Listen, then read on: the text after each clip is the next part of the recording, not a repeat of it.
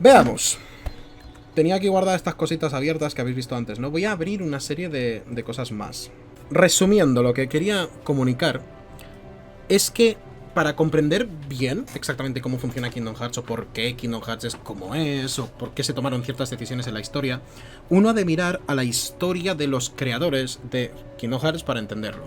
Más específicamente los juegos dirigidos por Tetsuya Nomura, que no son tantos fuera de Kingdom Hearts, realmente son solo The Waltz End With You y Final Fantasy XV empezó siendo desarrollado por Nomura. Él también es acreditado como el director de Final Fantasy VII Remake, pero fuera de estos juegos no hay muchos más donde él sea el director íntegro. Por tanto, donde hay que mirar más es en el guionista, que es Nojima. Nojima es el guionista de Final Fantasy VII original, donde también trabajó por primera vez con Nomura, junto a Kitase, perdón, el director de Final VII original, Kitase. Tabata es el director de otros juegos de Final Fantasy VII como Crisis Core. Y estos tres, luego, digamos que se dividieron, trabajaron en cosas distintas. Por ejemplo, Nojima se mantuvo como el guionista de Final Fantasy VIII, si mal no recuerdo, también el guionista de Final Fantasy X y el guionista de más Final Fantasy y más cosas del estilo. Incluso volvió a trabajar con Nomura en Final Fantasy XV, pero ambos se fueron del proyecto y cambiaron tanto de director como de guionista cuando Tabata entró en escena. Por lo que hay mucha especulación sobre qué parte de Final Fantasy XV es lo que originalmente se quería hacer y qué parte no. Mencionar que Nomura es un hombre que siempre le ha gustado mucho el tema de la estética y pertenece a un movimiento japonés estético llamado el Visual Kei, que es caracterizado por muchos accesorios metálicos, cremalleras, cadenas, botones, etcétera, etcétera, pendientes, collares, pulseras, etcétera, etcétera. Es parte del grupo gótico, punk, etc. Pero bueno, su nombre específico es Visual Kei. Y también por estos estilos de peinados en los que se ve como el pelo como más, vamos a decir, puntiagudo. Tiene estas puntas más afiladas, crazy hairstyles. Alguien que pertenece a esta estética, famosamente el cantante Gact, siempre ha sido como un representante de este estilo específico. Y de hecho Gact acabó colaborando con la saga Final Fantasy haciendo del personaje de Genesis. De hecho, esto de aquí es Gact haciendo cosplay de Genesis. Es muy posible que incluso la ropa de Genesis fuera como solicitada por él o algo por el estilo. Fue una colaboración que se hizo. Mencionar que Final Fantasy VII Crisis Core no fue dirigido por Nomura. No hay una conexión aquí específica, pero sí que está Nojima de por medio de las dos versiones. Es simplemente para que entendáis que esto es algo de Square Enix en general, no solo de Nomura, el rollo este con el estilo Visual Kei, los personajes muy edgy, bla bla bla bla bla bla, todo este rollo que mucha gente dice que es nomuradas, no es realmente nomuradas, son cosas que ocurrieron durante un tiempo en el mundo de Final Fantasy en general. Pero sí que si traqueamos para atrás es posible que el primer ejemplo que tuviéramos de ello fuera Tetsuya Nomura. Tetsuya Nomura perteneció a este estilo, de hecho él tenía amigos que eran diseñadores de moda, etcétera, que por eso hizo The Waltz End With You. The Waltz End With You, para quien no lo haya jugado, es un videojuego en el que la ropa y lo que se comunica a través de la ropa es vital en la historia. Es uno de los puntos más importantes de la historia. Y toda la estética es urbana, los suburbios de Tokio, diferentes subculturas, los géneros musicales incluso que se utilizan. Y este fue el juego, The Waltz End With You, que hizo mientras estaba trabajando en Kingdom Hearts. Empezó a trabajar en este proyecto de pasión, digamos, que es The Waltz End With You. ¿Por qué menciono esto? Porque sabemos que Nomura es alguien que le gusta mucho meter de sí mismo en los personajes que crea. Porque cuando él diseña un personaje, no solo lo diseña, sino que les da un pasado. Es como quien crea un personaje en una partida de rol. Aunque él no escribe la historia de Kingdom Hearts, sí que decide de qué van los personajes y cuáles son sus arcos. Luego se lo pasa a Nojima, que es colaborador desde Final Fantasy VII con él, y Nojima escribe el guión. Entonces, cuando hablamos de las palabras que pronuncian los personajes, eso es Nojima. Cuando hablamos de ir de punto A a punto B en la historia, eso es Nojima. Cuando hablamos de decisiones de gameplay, eso es Nomura. Cuando hablamos de decisiones de diseño de personajes, eso es Nomura. Cuando hablamos del pasado de los personajes, quiénes son, eso es Nomura. El resto es Nojima. Entonces entiendo por qué a veces se le acredita equivocadamente como guionista, pero ese no es exactamente su papel. Su papel, está claro, lo han dicho mil veces, es el director. El director sí lo puede mover todo y puede influenciar en cierta medida al guión, pero no realmente. Normalmente quien puede influenciarlo todo es el productor, que en los casos de Kingdom Hearts el productor es Sakaguchi. No, creo que se llama Minamoto. está acreditado como productor de todos los Kingdom Hearts. Ese es el que podría llegar a decir, no, vais a cambiar esto, esto y esto, y es el que decidiría cambios en la historia, no tanto Nomura realmente. Aún así, sabemos por la historia de Nomura y Nojima que en el pasado han decidido cosas de la historia mutuamente. Por ejemplo, la historia de Final Fantasy VII, aunque el guionista principal es Nojima y el director era Kitase, se sabe que Nomura fue el que tomó ciertas decisiones importantes en ese juego. Así que sabemos que se le puede acreditar, como por ejemplo en cosas como la muerte de un personaje muy importante de Final Fantasy VII que aparentemente fue propuesto por Nomura. A pesar de que él había diseñado a ese personaje y de hecho tuvo que crear a otro para sustituir algunos de los roles que iban a ser asignados a ese personaje bastante early on. Y ahí es donde nos movemos en la dirección de los paralelismos extraños. Nomura has dado a los paralelismos y a romper la cuarta pared. Ejemplo. Cada vez que ha creado a un protagonista para un juego, él ha adoptado manerismos o ropas relacionadas con ese personaje. Ejemplo, cuando creó Final Fantasy, el protagonista de Final Fantasy X, Tidus, se tiñó de rubio. Este aquí es Tidus, podéis ver, ¿verdad? Claramente la influencia. No es difícil de ver. Se le nota más joven aquí a Nomura, yo lo conozco más recientemente. Y no es la única vez que ha ocurrido esto. Cuando diseñó al protagonista para Final Fantasy XV, Noctis, entonces llamado Final Fantasy Versus 13, Nomura también se rapó más de los lados, se dejó los pelitos más. Esto, Nomura ya... Esto es muy avanzado en su carrera, entonces se le nota los 10 o 15 años que hay de diferencia entre un juego y el otro. Pero bueno, como ejemplo. No es el único caso, no es el único caso. Nomura es también amiguito, bastante, de Utada Hikaru. Utada Hikaru siendo una cantante muy popular en Japón, que ya había compuesto la canción Simple and Clean, la canción que oímos en el opening, y Nomura pidió comprar los derechos de Simple and Clean para hacer un remix, para poder meterlo en Kingdom Hearts. La versión que hemos oído al principio es el Planet B Remix, que es otro grupo. La versión original, el single de Utada Hikaru, aparece en los créditos y lo oiremos eventualmente.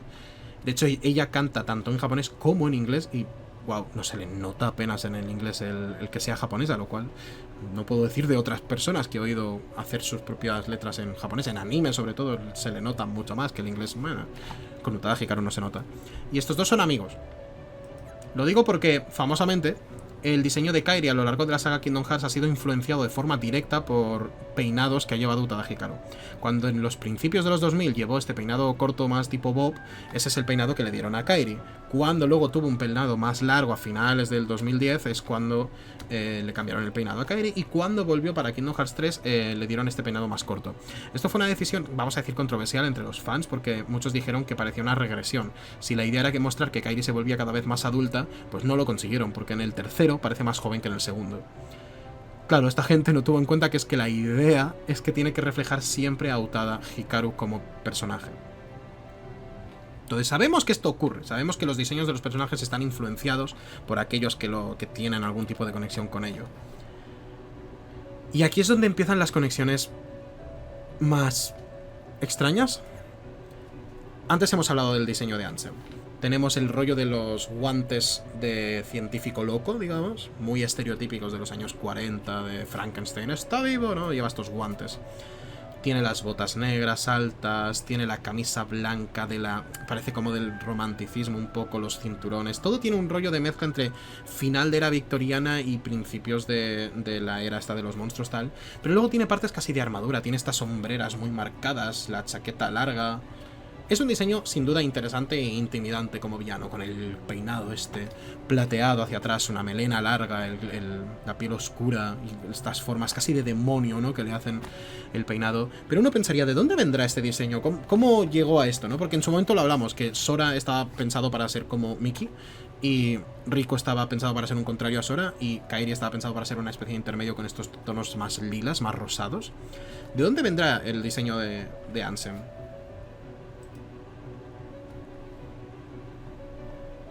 No es obvio.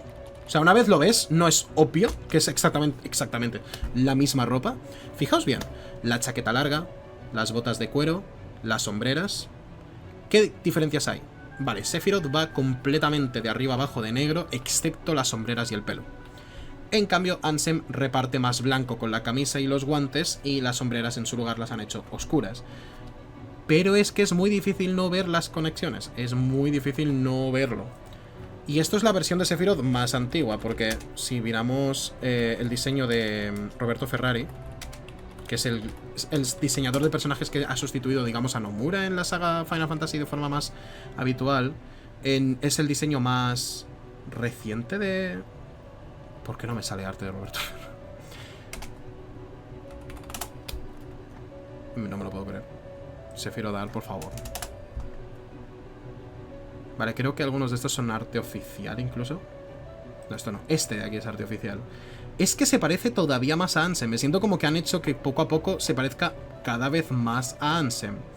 Hay ciertas diferencias, obviamente. Tiene la piel más clara y de hecho algunas cosas nos pueden recordar más a Riku, como el cabello plateado combinado con la piel clara, combinado con los ojos de color verdoso turquesa, ¿no? En el caso de Sephiroth es el mismo tono de ojos que tienen Zack y Cloud, porque este tono es el tono que se utiliza para la corriente vital, una energía que corre por el planeta como si fuera la sangre vital del planeta de alguna manera, y ellos han sido inyectados con este material, de ahí que sus ojos se les tengan este color distintivo de lo que ellos llaman el Mako o corriente vital.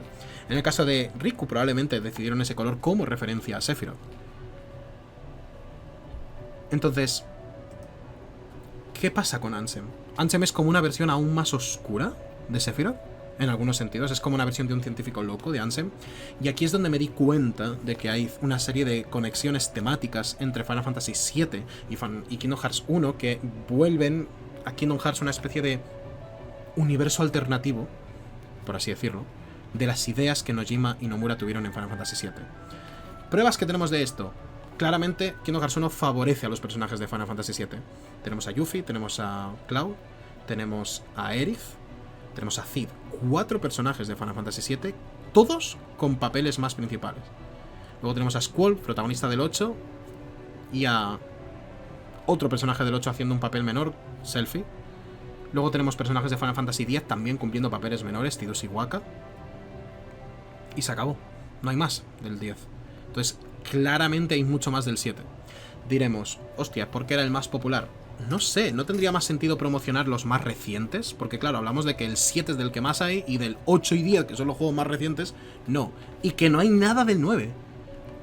Cierto, Nomura no trabajó en Final Fantasy IX. Yo teorizo que muchos de los diseños de los Sin Corazón están basados en diseños de enemigos de Final Fantasy IX. Es bastante obvio, de hecho, una vez lo sabes. Y entonces, vale, ahí tienes la conexión con el Final 10.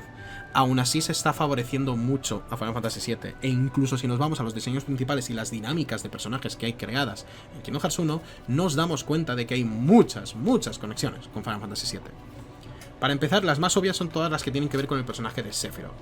Para quien no conozca la historia de Final Fantasy VII, Sephiroth es un super soldado creado artificialmente, por cierto, spoilers, para un juego que salió hace 20 y pico años, ¿vale? Avisaos que dais por si no queréis oír esto ahora. Sephiroth es un super soldado creado artificialmente a través de las células de un ser cósmico llamada Jenova, que aquí tenemos, os lo he puesto por aquí para quienes no la hayan visto antes. Jenova, más que un personaje o una persona, es un gen, de ahí el nombre. Esto que veis aquí no es exactamente ella, sino una persona infectada con células de Jenova que ha empezado a tomar control de su grupo. De hecho, hay mucha especulación sobre esto, ¿eh? También hay quien dice que esto es Jenova tomando un aspecto más humano para engañar a la humanidad. Hay muchas teorías. Jenova es lo más parecido que vais a encontrar en el universo de Final Fantasy a un dios cósmico de las historias de H.P. Lovecraft. Se parece mucho a Azazoth, creo que es el que toma aspectos humanos para engañar a la humanidad, toma sus aspectos. También tiene que ver con culturas antiguas. Se dice que Azazoth estuvo en... no, Nyarlathotep. Nyarlathotep es un nombre egipcio, obviamente. Nyarlathotep fue adorado en el Antiguo Egipto, pero realmente venía del espacio, cayó en un meteorito, cosas del estilo. Y de la misma manera, Jenova cayó en un meteorito en el universo de Final Fantasy VII. Y a partir de que esto sucede es cuando varias cosas se desencadenan. Terminó con una civilización entera y luego dejó de existir porque, como un virus, cuando acabó con esa civilización no quedaban huéspedes que habitar para expandirse. El error fue que muchos años después, en un yacimiento arqueológico, encontraron restos de una persona infectada con Jenova o, según la teoría que prefieras entender, a la propia Jenova habiendo tomado un aspecto humano para engañar a gente, y la rescataron y vamos a investigar esto. Y sin saber que esto era la verdad sobre Jenova, los científicos que crearon a Sephiroth inyectaron células de Jenova en una mujer para que pariese a un nacido natural, digamos, de Jenova, y ese es el resultado de Sephiroth. Esta es la explicación de por qué Sephiroth tiene este cabello tan largo y perfecto, porque tiene estas facciones viperinas, estos ojos tan claros con esas pupilas rasgadas. ¿Por qué Sephiroth es tan perfecto y tan inhumano? Es porque realmente procede de algo del espacio exterior a nivel genético. Y las revelaciones sobre esta verdad son las que vuelven loco a Sephiroth y lo convierten en el villano de Final Fantasy VII. Toda la motivación de Sephiroth en Final Fantasy VII es recuperar el planeta para su madre. Considera que su madre es superior, que su madre es una especie de deidad y que por tanto él es el elegido que traerá al mundo ese equilibrio que se ha perdido, para él siendo ese desequilibrio la humanidad misma, así que la va a destruir, porque piensa que el planeta puede ser un ser vivo y un receptáculo para él y su madre. Esa es la idea entera detrás del personaje, y además es una víctima de la empresa Shinra, porque todo el mensaje de Final Fantasy VII es anticapitalista, anticorporativista, antiimperialista. Shinra es como Estados Unidos, esto está basado en toda la situación del Área 51, la amenaza ovni, la conspiración alienígena de los años 70, la guerra de Vietnam, hay muchas cosas mezcladas de la estética americana. Pero ¿qué pasa si cogemos esta historia, separamos la parte de la estética americana, separamos los conceptos científicos, los alejamos y hacemos una historia más clásica de fantasía, pero con el mismo concepto? Un hombre de cabello plateado y largo que, tras una serie de descubrimientos científicos exasperantes, descubre una verdad muy jodida acerca de la humanidad y de sí mismo.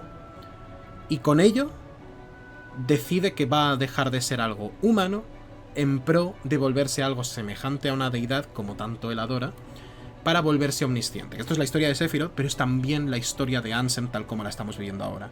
No solo eso, si queréis considerar la ruta de que Riku es una versión alternativa de Sephiroth, es como un joven Sephiroth de un que hubiera ocurrido, sí, habiendo empezado normal, siendo un chaval normal en vez de haber sido creado genéticamente, pero manipulado igualmente. Sephiroth tiene mucho de la idea de ser manipulado con hilos invisibles por Shinra para ser el soldado definitivo, el soldado perfecto, y cuando descubre la realidad sobre Jenova se da a entender de que Jenova pasa a controlarlo, porque es la consciencia de tener células de Jenova la que lo vuelve loco. Hay muchas escenas en las que está hablando Sephiroth, pero realmente no es Sephiroth. Y de hecho Jenova, como una criatura que no tiene una forma corpórea, necesita receptáculos para poder moverse. Quiero que sepáis que en Final Fantasy VII no solamente Sephiroth tiene células de Jenova, hay muchos personajes que tienen células de Jenova y no lo saben. Y muchas de sus acciones son, sin que ellos lo sepan, motivadas por Jenova. Jenova es el verdadero villano de Final Fantasy VII, moviendo los hilos invisibles, genéticos dentro de las personas. Hasta el punto de que incluso el protagonista, Cloud, tiene algo de Jenova dentro y hay momentos en los que deja de ser él mismo porque le está controlando este ser alienígena. Y eso es exactamente lo que está pasando con Riku. Riku no está siendo el mismo, Riku no está tomando sus propias decisiones, está dejando que le manipule esta cosa extracorpórea que en este caso es Ansem. Entonces lo que yo veo aquí es que realmente han cogido al personaje de Sephiroth y lo han separado en dos entidades. Está el Sephiroth humano, que es Riku siendo utilizado como una marioneta, y está el Sephiroth inhumano, el Sephiroth que la ciencia lo volvió loco y le hace querer ser un dios. Y ahí tenemos las dos versiones de Sephiroth, dos divisiones del personaje de Sephiroth explicadas metafóricamente a través de la saga Kingdom Hearts. Aparte de eso, como ya he dicho, Kingdom Hearts no lidia con conceptos como los genes, no lidia con conceptos como el estrés postraumático de la guerra, que es lo que hace Final Fantasy VII. Final Fantasy VII es una historia mucho más moderna. En su lugar, Kingdom Hearts quiere volver a los orígenes de Final Fantasy. Quiere volver a la estética de, por ejemplo, Final Fantasy III. Final Fantasy III es mucho más medieval, más clásico, barcos voladores, torres de cristal, espadas, escudos, magos, etcétera, etcétera. Aquí tenéis los cristales mágicos, las ruinas antiguas. También podríamos irnos a Final Fantasy II con Chaos. Si veis el boss final de... ¿Es de Final Fantasy II? ¿Chaos? Sí, ¿no? Chaos en general aparece en muchos Final Fantasies y es este demonio con cuernos, tal. Tiene mucho más del estilo de los sin corazón que hemos visto, pero es que también tiene mucho de Final Fantasy IX Kingdom Hearts. Final Fantasy IX tiene esta estética mucho más cartoon. Fijaos en el diseño de Vivi, que está aquí, con los ojos dorados, etcétera, etcétera, el cuerpo negro, todas estas cosas, los castillos antiguos, las grandes escalinatas, etcétera. En la mezcla de tecnología y magia medieval, en el universo Final Fantasy recibe habitualmente el nombre Magitech. El Magitech mucha gente lo relaciona con cosas relacionadas con Final Fantasy VI, porque creo que es la primera vez que se menciona. Y son bueno, es una... Básicamente Final Fantasy VI se parece mucho a Star Wars conceptualmente, entonces esto es una TAT Walker, pero en un contexto medieval. De manera que veréis muchos andadores, digamos. Pero el Magitech aparece en muchos Final Fantasies, no solo en el 6. También aparece en Final Fantasy XIV y en Final Fantasy 12, no sé si lo llaman así, pero es muy parecido. También aparece...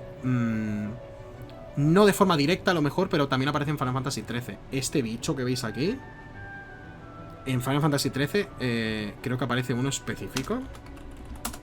Es un concepto habitual de la saga Final Fantasy. Final Fantasy XIII también lidia con cosas parecidas a las que lidia Kingdom Hearts. Final Fantasy XIII es posterior, no obstante.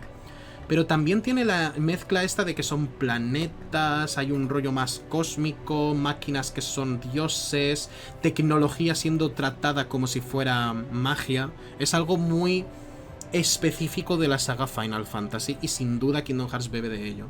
Ya digo, todo Bastión Hueco tiene el rollo este. Vamos a buscar concept art. Tiene el rollo este de mitad fábrica, mitad castillo, las aguas trepadoras con los cristales como ascendiendo el polvo de cristal continuamente. Está ese rollo, pero ¿qué más cosas tenemos que nos lo unan a...? Ya digo, hay un favoritismo a Final Fantasy VII. Es que no se acaba aquí. Todo el duelo que tiene Sora con Riku es que podrían... De hecho lo voy a hacer. Voy a mostraros los paralelismos que suceden entre una escena específica de Final Fantasy VII y la versión que hemos tenido en Kingdom Hearts 1. Vamos a poner aquí la escena. Y creo que voy a poner...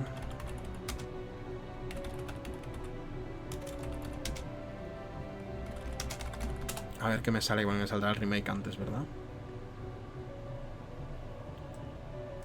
Vamos a poner las escenas del original. Y voy a poner Crisis.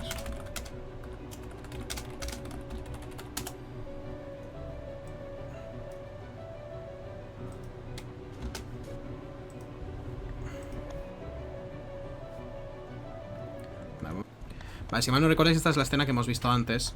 Sora llega, Goofy a Sound, se encuentra con la chica que le gusta, tendida en el suelo, hecha mierda, y de repente se pone a hablar quien era su antiguo mejor amigo, pero con una voz distorsionada, una espada chunga en las manos, se deja caer en posición Jesucristo epicardo, delante de esta cosa artificial que hay detrás suyo, que es como el centro de la oscuridad, ¿no? Hablan tal, aquí tenemos al personaje en lo alto de estas tuberías con la llave espada colocándose encima de Kairi, y entonces ya le revela una verdad muy jodida a Sora. Sora está, no puedo, no sé qué, y entonces se revela como yo soy Ansem, buscador de la oscuridad. Sí, y dice lo de sé todo lo que se está por saber, ¿no? Y ahora te liberaré, princesa, bla, bla. Entonces finalmente se enfrentan. No te llevarás el corazón de Kairi, sucede todo el duelo. Vale, esta es la parte. Veréis, en Final Fantasy VII, bastante early on, de hecho, hay un... Después de que te hayas pasado el tutorial, hay un flashback muy importante en el que se explica la... Esto no es... Full playthrough. Se explica el pasado de los protagonistas, digamos. Es el pasado tanto de Cloud y Tifa como de Sephiroth, o presentación de su personaje, si lo quieres considerar así. En este flashback nos viajamos hasta 5 años atrás en el pasado y descubrimos qué ocurrió en el pueblo natal de Cloud, en Nibelheim, donde sucedió todo el incidente. Aquí es donde Sephiroth descubre la horrible verdad sobre sí mismo, la horrible verdad sobre que es parte de Jenova. Todo está con estos gráficos súper antiguos, ¿no? Y termina mal la cosa. Después de haber subido toda la montaña y haber llegado hasta lo alto y haber descubierto el nombre Jenova escrito en una placa, volvemos al pueblo y Sephiroth se pasa encerrado en una biblioteca, muy parecida a la biblioteca de Bastión Hueco, si lo quieres considerar así, obsesionado con la idea. Se nos revela que se ha vuelto completamente loco, quema el pueblo de Cloud, y esto es lo importante, ¿vale? después de que haya matado a todo el mundo en el pueblo, incluida la madre de Cloud, sube de vuelta a este reactor donde están los restos de Jenova escondidos. Y lo que se encuentra Cloud allí es a Tifa, el interés amoroso principal, digamos, que ha encontrado a su padre muerto y va a intentar vengarse de Sephiroth, cogiendo su espada, cogiendo Masamune. Y sucede lo siguiente. Sephiroth está en plan, madre, he venido a salvarte.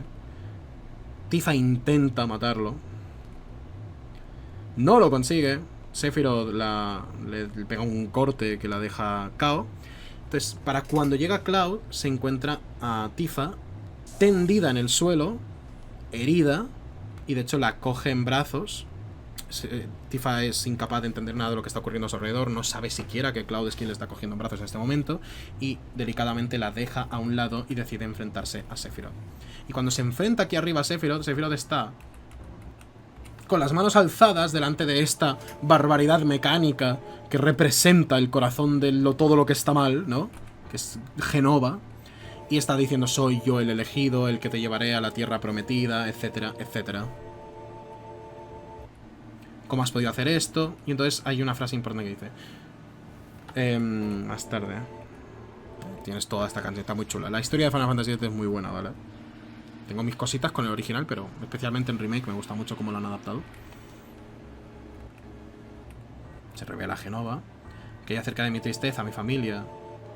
It's the same as your sadness. Vale, aquí va a decir una frase. ¿Ves? Está en esta posición de cruz. Es que hay incluso paralelismos en todo esto. Es la misma exacta posición.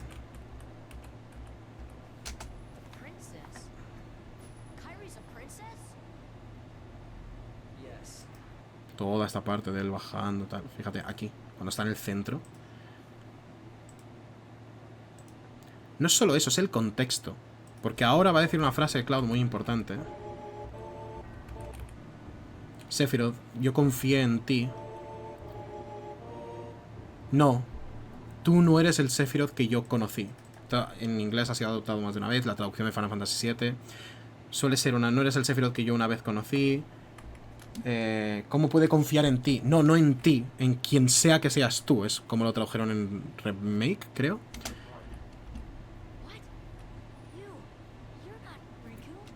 Tú no eres Riku. Es lo primero que dice Sora cuando le escucha hablar, porque tiene muy claro que esta persona no es Riku.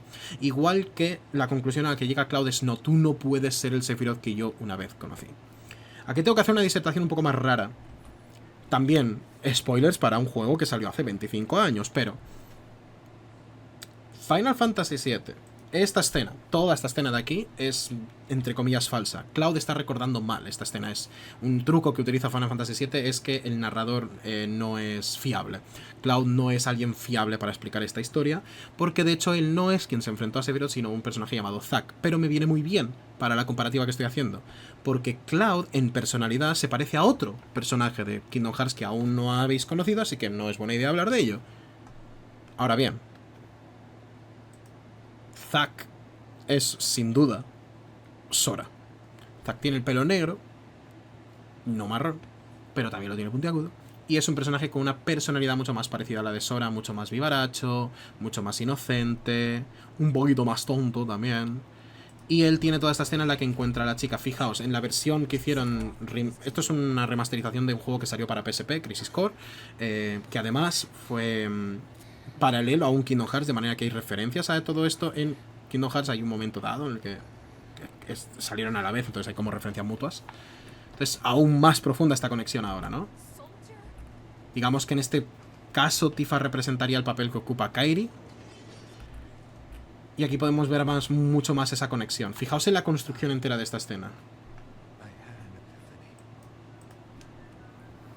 Vamos a saltarnos todo el monólogo porque es distinto.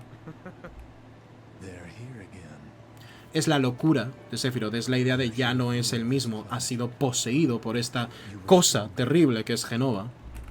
You get the point. Hay mucha conexión entre estos dos momentos de la saga. Podemos venirnos aquí, este momento. Es este momento de aquí. También hay una conexión con la idea de que, porque en Final Fantasy VII, si bien no es cierto que Zack es quien se va a enfrentar a Sephiroth, quien vence a Sephiroth sí que es Cloud. Esa es la parte que recuerda bien Cloud, digamos, es que realmente lo venció. Lo que no recuerda es cómo. Y a muy grosso modo la respuesta es que Tifa le dio las fuerzas para hacerlo. Entonces cuando Sora escucha dentro de sí mismo a Kairi diciendo Sora, y entonces ¡pum!, consigue la fuerza para resistirse al mal que representa su rival, también es un poco la misma escena, pero es que nos podríamos ir mucho más allá. En Final Fantasy VII hay una promesa muy importante que hacen Cloud y Tifa, y esa promesa guarda muchas conexiones con la promesa que hacen Sora y Kairi de volver a verse y Sora partiendo, porque es la misma situación. Cloud le promete a Tifa cuando son niños que va a partir, se va a volver un héroe y va a volver a casa habiéndose convertido en un miembro de soldado. Y nunca llega a cumplir esa promesa del todo, y eso le carcome por dentro. Que la respuesta al final del día es que Tifa no necesita exactamente que él sea ese miembro de soldado. De hecho, ella acaba odiando a Shinra y a Soldado, así que no hubiera sido ni siquiera buena idea. En el caso de Kingdom Hearts es también una promesa infantil de yo tengo que partir a buscar a nuestro amigo, tú te tienes que quedar, pero lo hacemos para que tú estés a salvo. Y entonces le hace este objeto, que es una representación física de la promesa, es una evolución de la idea de Tifa y Cloud haciendo la promesa y diciendo, me tienes que traer de vuelta este amuleto, es el volverás a casa un día. Porque esta es la cosa. Cloud y Tifa no tienen un hogar al que volver, eso es un tema principal en Final Fantasy VII, hasta el punto de que existe una frase hacia el final del juego, que es Cloud diciéndole a Tifa, ¿por qué no has vuelto a casa? Y Tifa diciéndole a Cloud, tú eres mi casa. No me queda un lugar al que volver. A donde vayas tú es donde será mi casa. Y esta idea se ha estado reflejando a lo largo de todo Kingdom Hearts 1 con el concepto de cuál es la casa de Kairi. ¿Cuál es el hogar de Kairi? Y esto es una pregunta que os voy a plantear ahora, antes de que hayamos terminado el juego. ¿Cuál es el hogar de Kairi? ¿Las islas o Bastión Hueco? Técnicamente Bastión Hueco es el lugar del que procede, es el lugar donde vivió con su abuela, es donde pasó su infancia más tierna, pero también es un lugar cargado aparentemente de traumas, un lugar malo, no sabemos los detalles exactos, pero claramente algo fue muy mal, y acabó en una lluvia de meteoritos, acabó en una isla desierta, donde lo encontró un señor que es el alcalde de las islas estas, que hay una ciudad por ahí, que no la vemos en Kingdom Hearts 1, pero existe, la mencionan, que es donde vemos la casa de Sora, ¿no?, que se ve la ventana y tal. Entonces, ¿cuál es el verdadero hogar de Kairi? ¿Dónde se siente ella como que es su hogar? Y eso es un tema en Kingdom Hearts 1.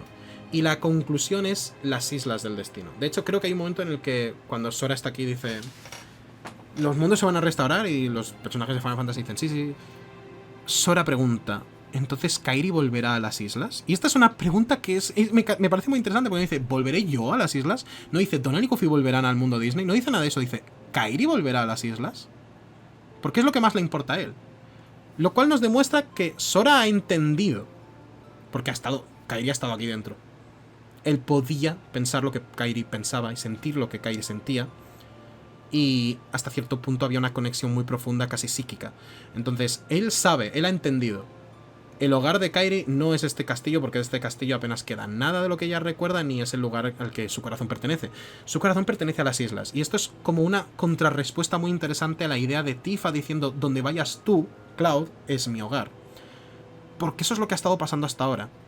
El corazón de Kairi se perdió cuando las islas murieron. ¿A dónde fue a parar? A Sora. Igual que Tifa, su corazón pertenecía a Nibelheim, su hogar, hasta que perdió su hogar. Ahora, ¿dónde está su hogar? Cloud, que es con quien comparte este trauma, con quien comparte esta conexión profunda de que los dos vienen del mismo pueblo. También está ese tema ahí. O sea, los temas centrales de Final Fantasy VII con los protas es el concepto del hogar, el concepto de la promesa y el concepto de la identidad. Y en los villanos, Sephiroth, Jenova, está el concepto del control, el concepto de la sociedad, en oposición. El hogar y la sociedad, el control y la promesa, y la identidad en ambos, digamos, porque Sephiroth es alguien que ha perdido su identidad, y Cloud es alguien que está luchando por reganarla de vuelta. Y podemos ver todos esos conceptos reflejados ya solo en Kingdom Hearts 1. El concepto del hogar con Kairi, el concepto de la identidad con Riku, y el concepto de la promesa con Sora. Está todo aquí. Hay más conexiones que podría hacer, pero es un poco pronto para acabar de hacerlas. Pero también podría hablar del hecho de que este escenario es el mismo escenario que este, pero con otra paleta de colores. Porque también es una fábrica, también hay un montón de tuberías, también hay un montón de ciencia involucrada, también se está creando algo artificialmente que es negativo, que es cosmic horror. También está reflejado eso aquí en todas partes. Y muchas más frases pequeñitas que se dicen aquí y allá, la risa de este personaje aquí, el cómo está estructurada esta escena. Hay tantas cosas que me recuerdan a Final Fantasy VII, solo ya en Kingdom Hearts 1, y nos queda saga, porque podremos hablar de más conexiones, pero es que las veo ya, y que es que se nota mucho que la última vez que Nomura y Nojima trabajaron juntos estrechamente fue en Final Fantasy VII, porque parece que no han querido soltar algunas de estas ideas, y tiene sentido ahora que sabemos que están haciendo remake, rebirth y pronto reunion o return o como se vaya a llamar, no se sabe aún. Tiene sentido.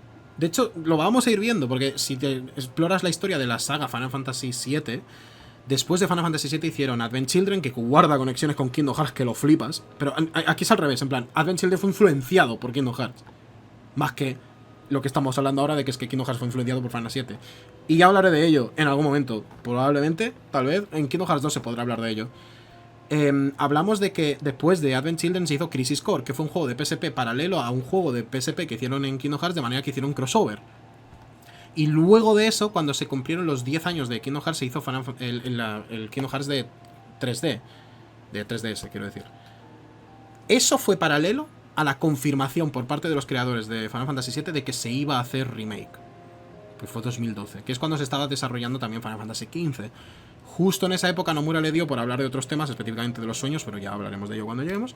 Y empezaron a desarrollar Final Fantasy VII, por lo que o sea, 7 Remake, por lo que yo noto que ahora que han tenido este terreno de experimentación que fue Kingdom Hearts, pudieron perfeccionar Final Fantasy VII en su remake.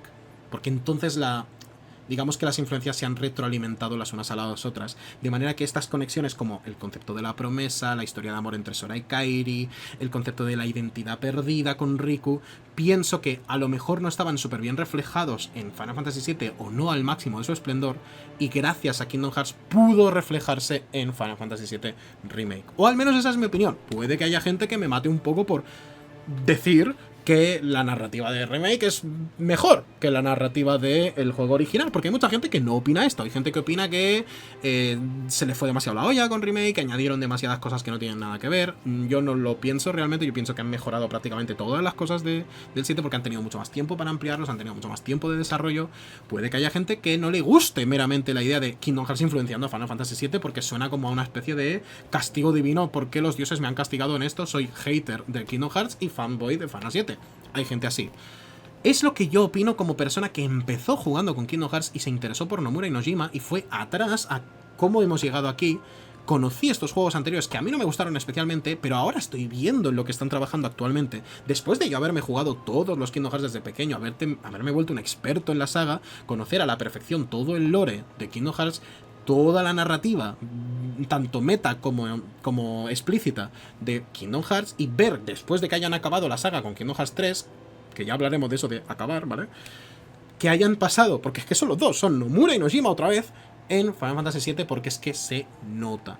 Y no solo se nota en historia, se nota en gameplay. El gameplay de Final 7 Remake es una versión perfeccionada del gameplay que estamos explorando ahora. Es muy interesante. Cuando